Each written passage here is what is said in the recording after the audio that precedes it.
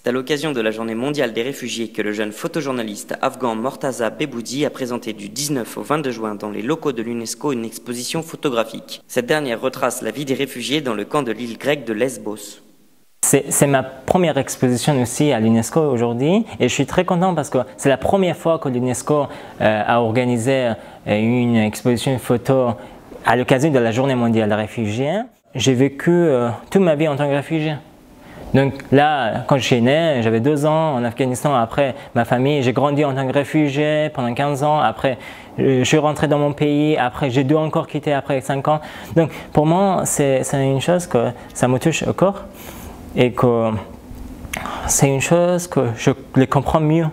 Je voulais vraiment donner une parole aux réfugiés aux demandeurs d'asile qu'ils attendent depuis longtemps pour obtenir un statut.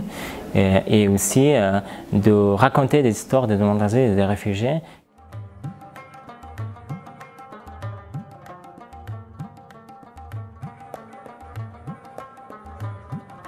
La Grèce, c'est un pays à la frontière de l'Europe.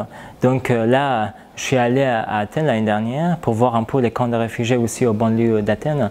Il y avait beaucoup de camps comme Skarmagas, Eleonas ou d'autres ONG qui les accueillent les réfugiés sur place. Je suis allé même à Lesbos, l'île grecque au large de la Turquie. Là-bas, on trouve aujourd'hui plus de 9000 réfugiés demandeurs d'asile qu'ils attendent depuis pour obtenir un statut et de partir dans les grandes villes comme Athènes et d'y aller vers leur pays d'accueil parce que la Grèce ne peut pas accueillir voilà, tout le monde.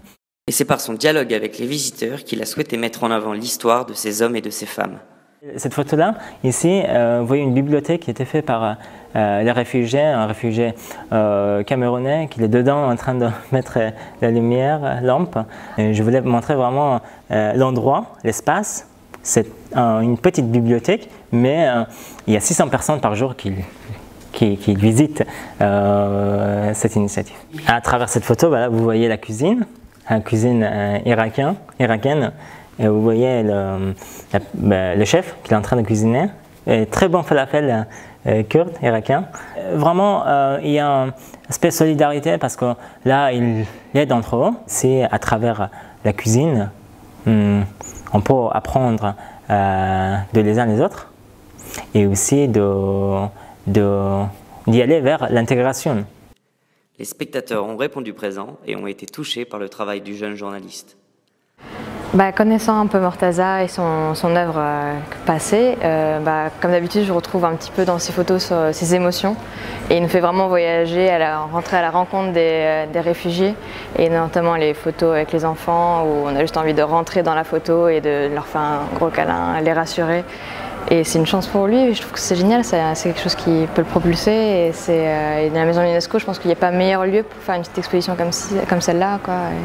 Voilà.